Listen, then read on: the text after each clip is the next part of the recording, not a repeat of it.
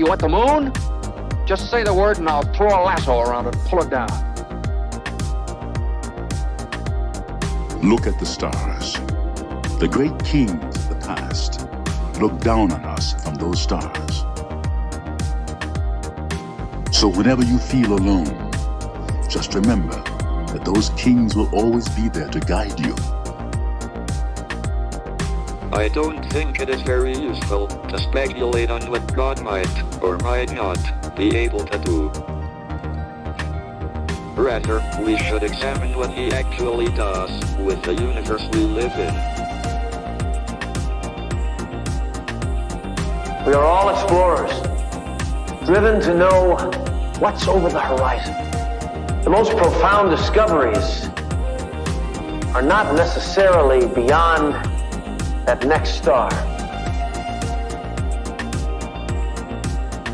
They're within us, woven into the threads that bind us.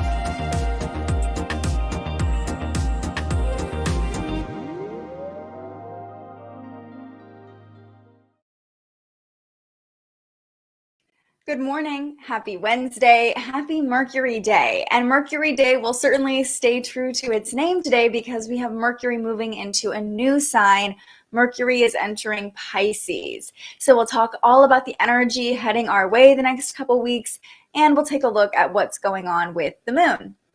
Let's start with Mercury and Pisces though, because Mercury's been in Aquarius for the past 3 weeks, and well, it bounced in and out of Aquarius actually during Mercury's retrograde back in January and the beginning of February. So Mercury's kind of been hanging out in Capricorn and Aquarius since really the beginning of the year. Now that Mercury moves into Pisces, we don't have another Mercury retrograde for a while. We're really starting to gain that forward momentum. But Mercury doesn't actually love being in Pisces. It's what's called at fall in Pisces because Mercury is exalted in Virgo, the opposite sign of Pisces. So we'll talk about what that means. And I'm curious if you have any planets in Pisces, or if you have your Mercury in Pisces, you'll be having your Mercury return, or there could be communication around whatever area of your life Pisces rules, whatever house it rules in your chart, and whatever planets are hanging out there as well. So let's pull up this little guide and talk about what it means when Mercury is in Pisces. The planet of communication, Messenger Mercury, will be here until almost the end of March, March 27th. So normal Mercury transits are very short. They're only about 3 weeks because Mercury is the fastest moving planet. So Mercury, just a little refresher here, is the messenger. It rules our thoughts, our rational mind, our communication, the way we speak, the way we think, our reasoning, our curiosity, and our ability to analyze. It's all about thoughts and words. That's the basic, easiest way to think about it. But Pisces energy is much more fluid. Of course, it's the sign of the fish. So when we think of Pisces, we tend to think of sensitivity, spirituality, imagination, fantasy, illusion. There's some confusion that might come along, or delusion, because Pisces is ruled by Neptune, the planet of illusions. But also Pisces have this beautiful ability to empathize and be compassionate for other people. So this is an emotional sign, a very creative sign. Again, it's all watery. And Pisces can actually be very romantic as well. So what does it mean with Mercury in Pisces? Well, because this isn't the strongest placement for Mercury, there could be a little bit of confusion over the next couple weeks. This isn't always a bad thing, but think of it this way. Mercury likes clarity. Mercury likes precision. Mercury rules Gemini and Virgo. So you can think of these signs that really like to hone in on the details, all the little bits of information. Mercury really likes to have solid facts. Pisces is more about ideals, about spirituality. So your conversations over the next 3 weeks could be kind of imaginative or hypothetical, or talking about philosophy or theories, things like that. And you could find yourself being more creative in your communication, but our mental state, ruled by Mercury, is operating from the unconscious while Mercury is in Pisces. So pay attention to anything like random that feels like it's coming through, because it's coming from somewhere. And this is a really beautiful time to try to balance or merge your intuition with your rational thinking. Pay extra attention or take extra time when you're making decisions, because confusion and deception are certainly possible. Mercury and Pisces, you can almost imagine Mercury going into thick clouds, like when you are on a plane and you go into a thick cloud and you can't really see anything around you.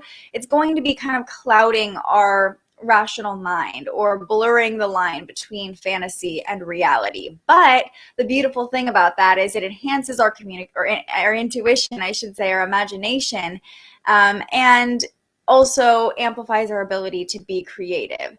So there are pluses and minuses. Don't be surprised as well if spirituality or religion are major topics of conversation over the next couple weeks, because again, Pisces rules our spirituality, and the topics of conversation will likely revolve around art, creativity, religion, fantasy. So this could be a time, if you're thinking of like writing a fantasy novel, Mercury and Pisces is the time for you. If you're trying to create a detailed 10-step plan for your future, maybe wait until Mercury moves into Aries and we gain some fresh perspective or momentum. This is a great time, though, to any sort of communication or writing you're doing. This is the time to, like, I see this as almost the creative period. You know, when you're starting a project and you're just kind of like throwing ideas at your partner or on a piece of paper, this is a time to really get creative and brainstorm and open yourself up to different possibilities. It just might be hard to kind of make a decision or have clarity during this time. So it's not a bad transit. No transits are bad. It's just not as clear as other Mercury placements. All right, so let's talk about what's going on with the moon. That's our only major transit today. Mercury moves into Pisces tonight at 5:30 p.m. So we're in the final phases of Mercury in Aquarius up here. The moon is still in Gemini, currently at 11 degrees, and the moon, as we speak, is forming a nice supportive angle to Chiron. We don't always talk about Chiron placements, but the moon isn't doing a whole lot today. It's only making two connections, one of them being to Chiron, the other one being at 7 p.m. tonight. So as the moon connects to Chiron, this is kind of the energy we're going to be feeling through most of the morning, emotionally at least.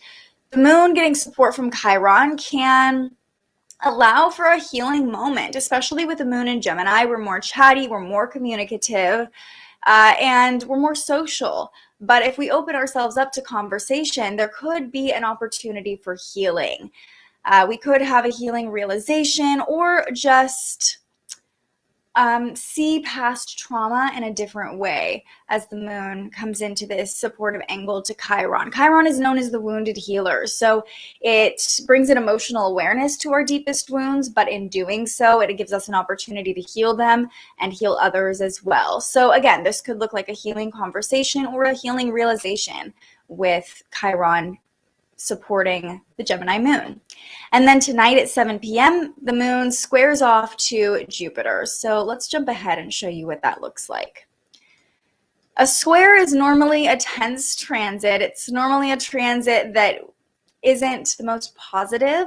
However, anytime Jupiter's involved, there's a silver lining. Jupiter loves optimism. Jupiter's all about abundance. So this isn't a negative transit by any means. It's just going to give us some excess energies. So you can see the Gemini moon over here forming a 90-degree angle to Jupiter in Pisces. This just looks like, I said, excess of energy. Jupiter amplifies everything it touches. The Gemini moon is very social. This could give you an urge, almost an undeniable urge to socialize or be around other people, or you could just have this surge of energy that feels like you need to do something with it at 7 p.m. And this is Pacific time, so if you live to the east of the West Coast, it's going to be even later at night for you. Don't be surprised if you live on the East Coast at 10 p.m. if you feel this like ding, like your brain is just like, what are we doing? Even if you're trying to calm down. Again, the moon is in Gemini too, so that creates a lot more mental activity as we're trying to process emotions.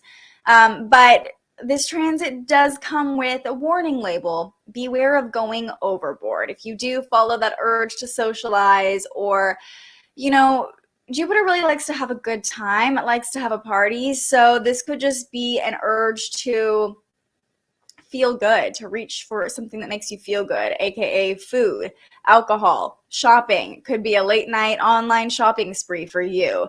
Anything that's going to light up your dopamine receptors, make sure you are doing it in moderation. Because if you don't, overindulgence is definitely possible as the moon squares off to Jupiter, and it could leave you feeling a little bit burned out by tomorrow. So give yourself the benefit of the doubt, give others the benefit of the doubt, but don't do so too much because it could lead to regret.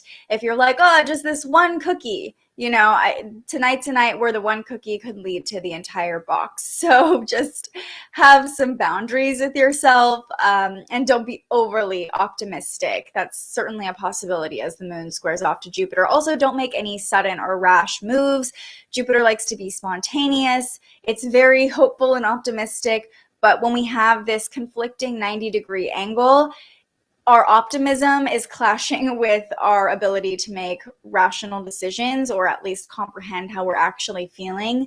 So you can see how overindulgence or overdoing it would be a problem. Just try not to do that tonight. Unless it's already on your calendar and you're ready to go out and have fun, this is a great energy for it. But if you're looking for more moderation or something low key, the moon squaring off to Jupiter could present a little bit of a challenge for you.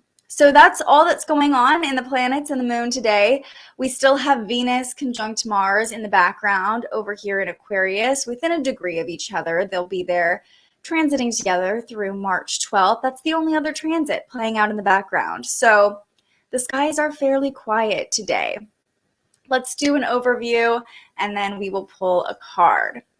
So today we have Mercury moving into Pisces. Mercury is the planet of communication. It really likes clarity as it rules our rational mind.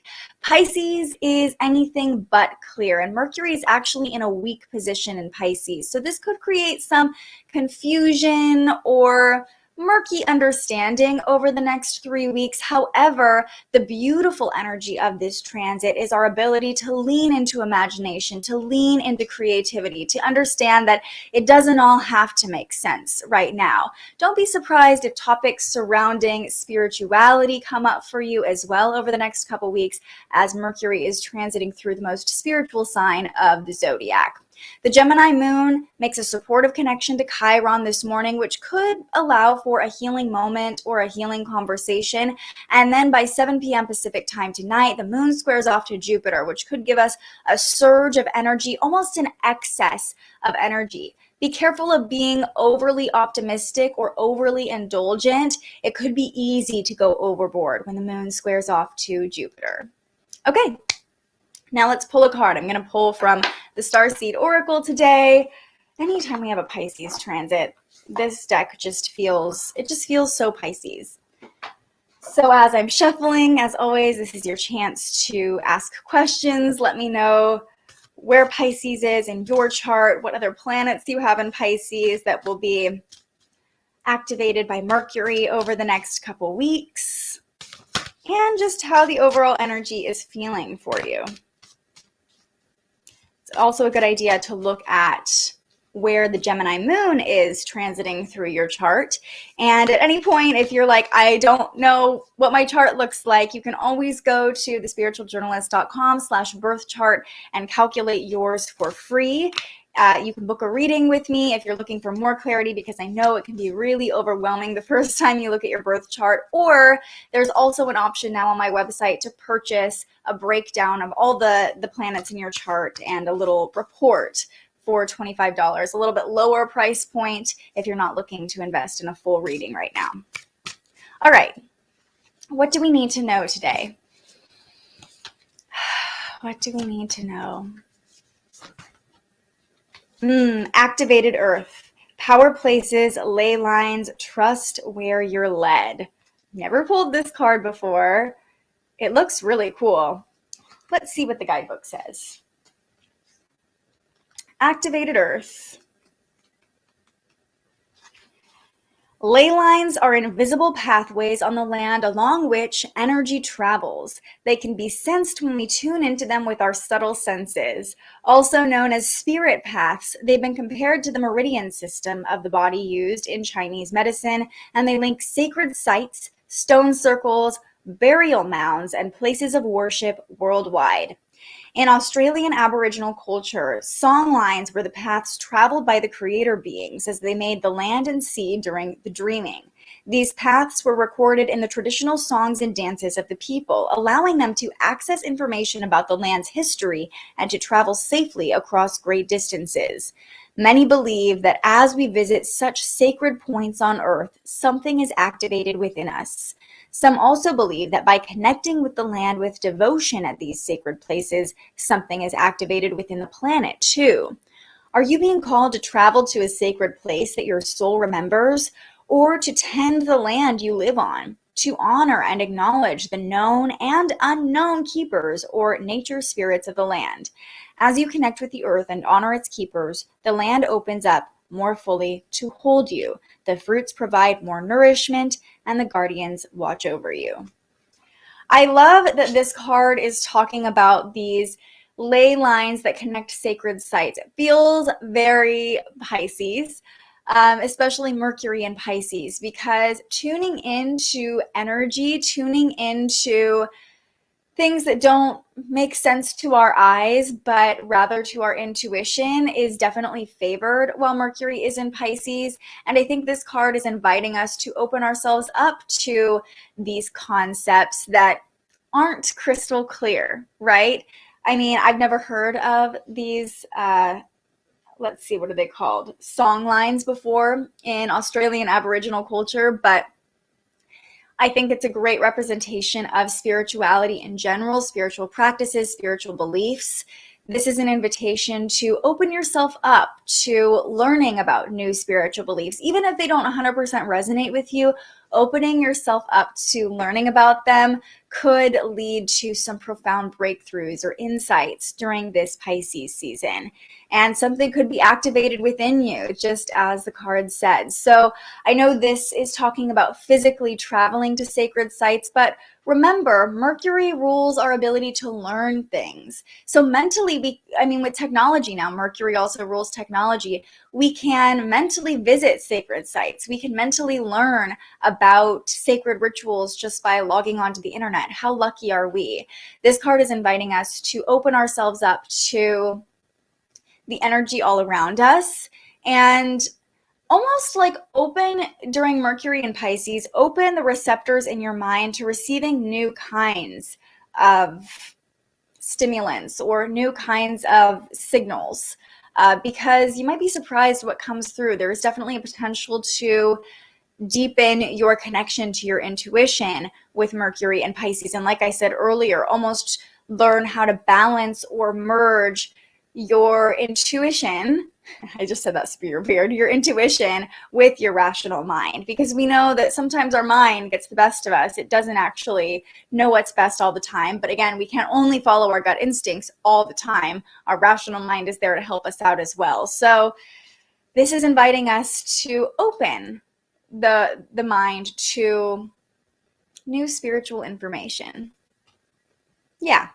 Activated earth. And doing so, it goes without saying, by raising your own vibration, by opening up your own consciousness, you are elevating the vibration of the entire earth and elevating the entire earth's consciousness, the entire consciousness of humanity. We are all connected energetically. So, yay, Mercury and Pisces, open yourself up to new forms of spirituality, new spiritual information. That's going to do it for today's episode of Transits Today. We'll be back tomorrow morning to talk through the energy tomorrow. The moon is hanging out in Gemini tomorrow, making more connections. I believe it's going to form a conjunction to Lilith. And we have the first quarter moon tomorrow. So the energy has been building since the new moon last week, about a week ago. And the first quarter moon is the time to take action, to put those ideas or anything that's been kind of brewing within you to start taking action on the intentions you set under the new moon. So we'll talk more about that. And yeah, I hope you have a beautiful Wednesday, a beautiful Mercury day. I hope Mercury moving into Pisces allows you to lean into your imagination and creativity a little bit more easily. I'll see you right back here tomorrow morning, but until then, stay curious. Thank you so much for joining us and aligning with the energy of the universe today. If you enjoyed this morning's episode of Transits Today, you can join our live astrology discussion every weekday morning right here wherever you're watching. And head to thespiritualjournalist.com to read your daily astrology forecast and browse the Spiritual Shop. The most fun way to help keep these forecasts free and support more content like this is to buy yourself a little something on our website. But if you're feeling extra generous, you can also buy me a coffee to fuel future live streams. Just tap the link in the description or head to buymeacoffee.com and search The Spiritual Journalist. And speaking of, you can also tune in to The Spiritual Journalist, our weekly live interview where we ask our guests questions about everything from crystals and manifestation to mental health and the environment. Those conversations stream live right here wherever you're watching now every Tuesday. I'm so grateful you found us here, and I can't wait for our next conversation.